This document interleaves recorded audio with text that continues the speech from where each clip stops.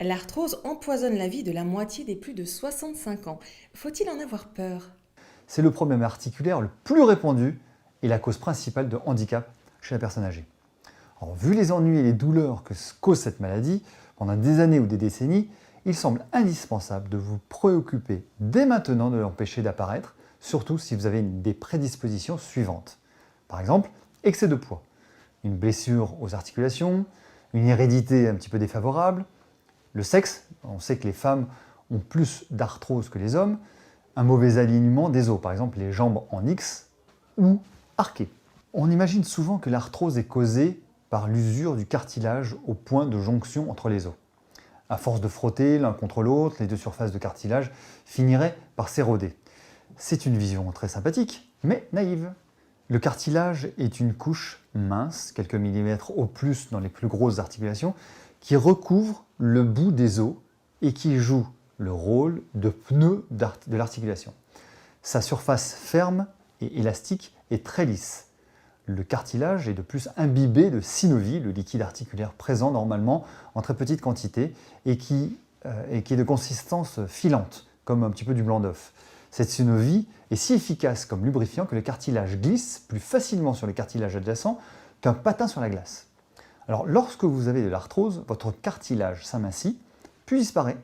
Mais ce n'est pas à cause de l'usure. Au contraire, le cartilage n'étant pas irrigué par des vaisseaux sanguins, sa seule façon de se procurer des nutriments pour se renouveler est que la synovie y pénètre et y circule, car c'est dans la synovie que se trouve la nourriture des cellules productrices de cartilage. Or, cela ne se produit que sous l'effet des pressions provoquées par les mouvements. Compressé puis relâché, le cartilage, un peu à la manière d'une éponge, s'imprègne puis expulse la synovie, se chargeant au passage des précieux nutriments qu'elle contient. Ainsi, plus vous bougez, plus vous utilisez vos articulations, mieux votre cartilage est irrigué et peut se renouveler donc. C'est le miracle du cartilage qui ne s'use que quand on ne l'utilise pas. Ainsi, bien souvent le sportif qui souffre d'arthrose accuse le sport qu'il a pu faire jeune alors que le vrai responsable est en fait la décennie d'inactivité récente. Lorsque vous avez compris ça, vous avez une avance immense sur les autres personnes qui souffrent d'arthrose. Non seulement vous éviterez les erreurs les plus communes des personnes qui veulent se prémunir de l'arthrose, mais vous avez les outils pour suivre une vraie stratégie efficace contre l'arthrose qui peut être aussi simple que de faire le bon choix au supermarché. Alors, je vais vous parler d'une nouvelle théorie sur les vraies causes de l'arthrose. Car comme vous allez le voir, sur le sujet de l'arthrose comme sur tant d'autres, vos aliments peuvent avoir l'effet de poison ou de médicaments selon que vous ferez le bon choix.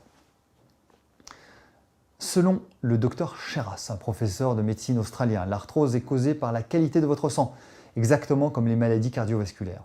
Les études épidémiologiques, donc ce sont les études sur un nombre de personnes touchées par cette maladie, indiquent un lien très étroit entre les deux maladies. Ce phénomène pourrait s'expliquer par le fait que l'extrémité des os, juste en dessous du cartilage, sont irrigués par des capillaires, c'est-à-dire des petits vaisseaux sanguins extrêmement fins. Selon une récente revue d'études, cela pourrait jouer un rôle clé dans le déclenchement de la progression de l'arthrose. En fait, l'arthrose ne serait pas causée par la destruction du cartilage, mais par la mort des cellules de l'os, à l'endroit du cartilage dû à une mauvaise irrigation sanguine.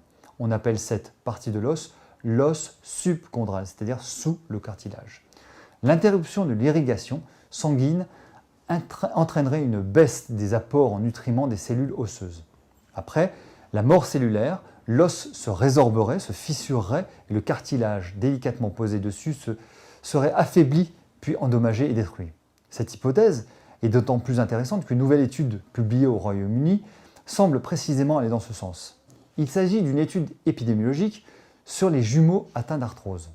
Dans cette étude, la consommation de fruits, hors agrumes, et d'aliaciers, c'est-à-dire l'ail, l'oignon, le poireau, a démontré un fort effet protecteur contre les développements d'arthrose dans l'os de la hanche. Au contraire, la consommation de frites et de pommes de terre sautées a été associée à un risque beaucoup plus élevé. Or, les aliacés, ail, oignon, poireau, améliorent la circulation sanguine, en particulier dans les vaisseaux les plus fins comme les capillaires. Ce serait par ce biais qu'ils protégeraient de l'arthrose.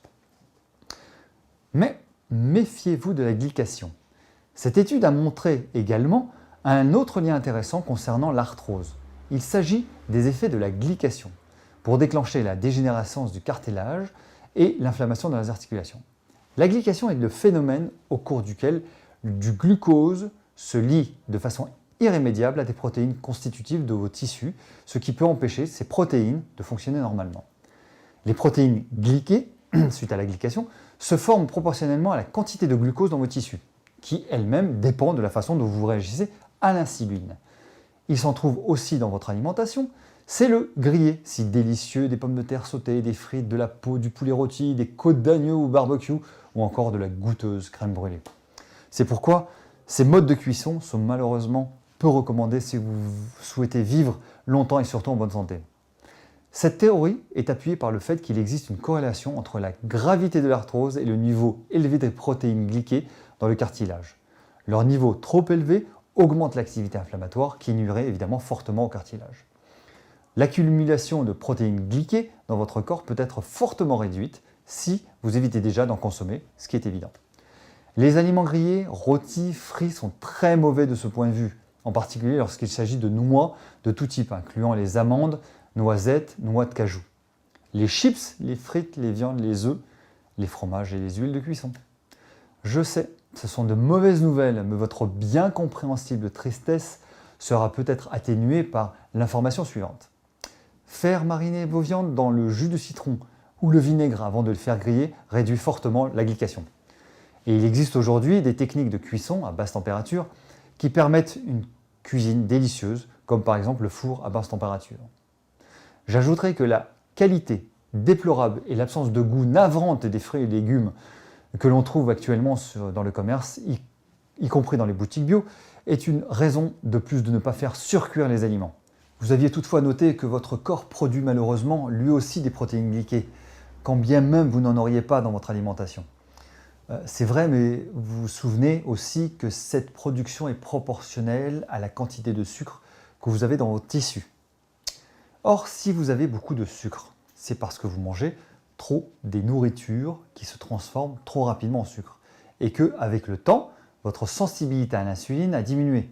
Puisque normalement, quand votre taux de sucre sanguin monte, votre pancréas fabrique une hormone, l'insuline, qui va ouvrir des petites portes dans vos cellules, qui vont absorber le glucose sanguin et ainsi, miraculeusement, faire baisser votre taux de sucre et limiter la glycation. Alors, pour éviter de développer une résistance à l'insuline et ainsi réduire la formation endogène de protéines glyquées, endogène veut dire à l'intérieur de votre corps, autrement dit produit par vos tissus et non issu de l'alimentation, il faut suivre une diète alimentaire à faible index glycémique, ce qui est tout un sujet en soi que nous traiterons certainement plus tard. Enfin, et c'est là aussi tout un sujet en soi, il existe des produits naturels qui vont ralentir votre vitesse d'absorption du sucre que vous mangez et des plantes qui maintiennent une bonne sensibilité à l'insuline, comme par exemple le chardon-marie, le Gymnema sylvestris, le ginseng coréen, ainsi que le Coleus phocoeli. Le résultat sera un meilleur contrôle de votre niveau d'insuline et vous pourriez constater de fortes améliorations sur vos douleurs articulaires parmi tous les bienfaits que vous pourrez en retirer. Pour conclure sur ce chapitre des plantes, vous vous souvenez que l'effet protecteur des aliacées, surtout l'ail, contre l'arthrose est probablement dû à leur effet sur la microcirculation sanguine. Mais il existe de nombreux fruits qui ont également des bienfaits sur la microcirculation. Ce sont les légumes riches en oligoproanthocyanidine et en anthocyanine, tels que les raisins et les petits fruits rouges et noirs. D'autres plantes sont bénéfiques pour la microcirculation et pourraient contribuer à prévenir l'arthrose. La myrtille, les extraits d'écorce de pin, le ginkgo biloba et le gotukola. Maintenant, vous savez ce qu'il vous reste à faire pour vous prémunir des méfaits de l'arthrose. Merci et à bientôt.